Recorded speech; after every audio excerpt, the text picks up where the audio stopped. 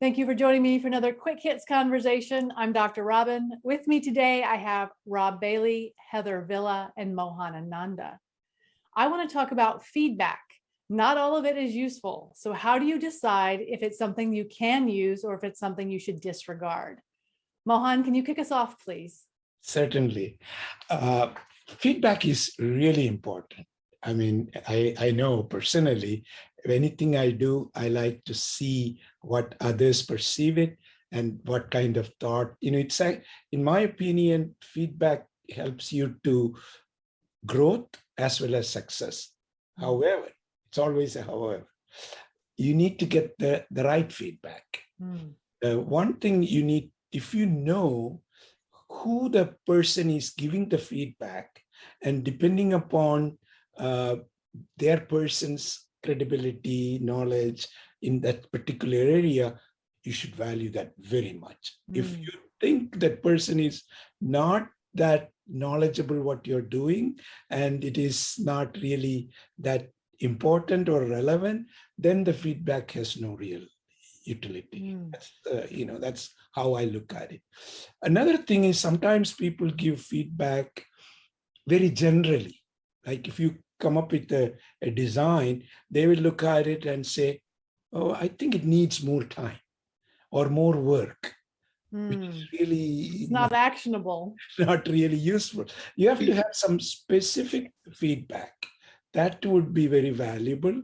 And also you have to consider and looking at the person's feedback, whether he has any special purpose or interest in it. And then it is not also useful. Heather, what are your thoughts? Yeah, I think Mohan makes some great points. It has to be actionable and specific, but also I think some of the responsibility lies on the person receiving the feedback as well. If you aren't sure that this is what you need, start asking questions. You need to really be reflective when you're receiving feedback just to make sure it is what you need. Some things that you get as feedback probably aren't actionable, or maybe more of a personality change rather than a behavioral change. I can change my behaviors, my personality, that's going to take a lot more work. And is that really something that I need to do for what I'm trying to achieve? So I think it all depends on the setting you're getting it, but also, is it detailed enough that you can reflect and do something about it? Yeah. Rob, what about you? What are your thoughts? How do you use feedback? I think those are great observations, and my thoughts go to both. We need to ask for feedback if we'd like it. People don't always give feedback, and it's not always justifiable or without agenda, as Mohan kind of alluded to. I mean, I use the extreme example. I happened to use this the other day in a conversation that I had very good friends who, when they found that my first marriage wasn't working out, they said, dude, I meant to tell you before you got married that this probably wasn't a good idea. And I thought, well, that would have been really helpful feedback, in the right time. And I might have listened to you. So the agenda is important, the timing is important, and I think the relationship of who's giving you the feedback is important. The other quick thought that I have is that sometimes I've been thinking about this quite a lot lately. Sometimes the inversion of the feedback is useful. So I have a couple of coaching clients that I work with, and I urge them to look at the problem kind of upside down. Instead of what you do want, what don't you want?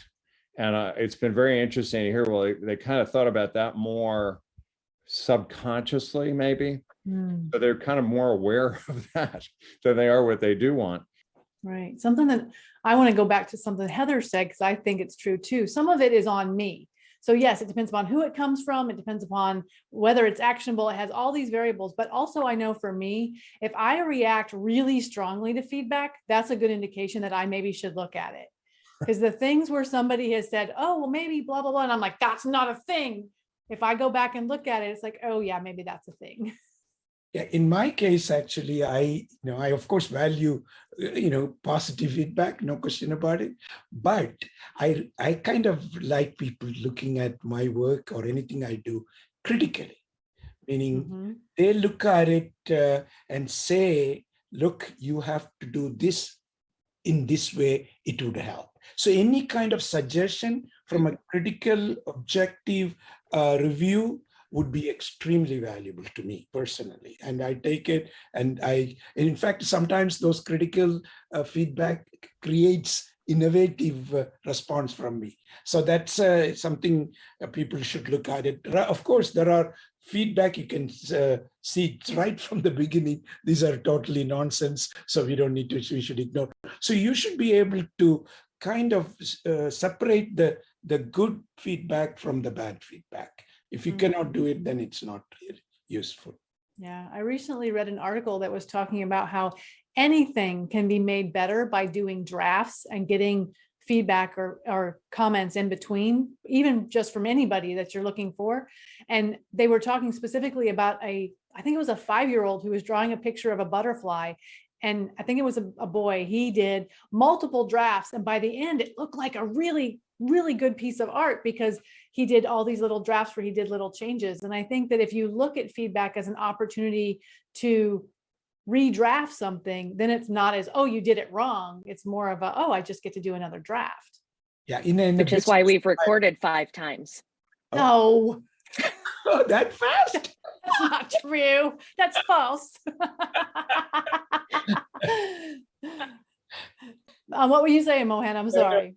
Actually, in a business, like when you develop a business plan or a project or anything, the normal practice is you distribute to people outside of the people who participate in, so that their feedback would be extremely important for the success. So that's a very, very, it's mostly sometimes, of course they will say, oh, this is good. That's okay. But It's not helpful though. Yeah, that's not helpful. It's something is missing. Like maybe the milestones, these milestones are not really achievable because you haven't done these type of things. I mean, I'm just giving an example. So critical review and any kind of feedback would be very productive because that will help to improve the plan. Sometimes I think you have to be careful to go outside of the normal channels that we work with. I mean, there's the whole I don't know what it is, a movement or whatever of crowdsourcing of ideas is very interesting to me. And I know of one story that the Navy had lost a ship in the ocean, and they had brought all the experts in, and the experts worked on trying to calculate where the ship was. And they brought in people for whom this was not their expertise, and they got the closer answer than the experts. Now that's a study that illustrates that maybe the experts don't think outside of the normal constraints of their discipline, and maybe in this world we need that sometimes. No, I agree with that. I totally agree. In fact, as a matter of fact, you should distribute the information to people, those who are really not the actual part of the team, but that outside objective review and objective feedback would be extremely valuable. Right. You have to watch out for groupthink. Yeah, absolutely. Groupthink. And then there's the other, any writer, anybody who does any kind of writing on a regular basis knows that your best critic is a third grader. Preferably it's your own child, and your child will say, this is really stupid. And then you know that you probably haven't written anything worthwhile. So they'll be very honest with you, and they will also tell you if it's interesting or not. But I think, I'm sorry. We have to be careful of being selective of who we want feedback from, and just try to let it go.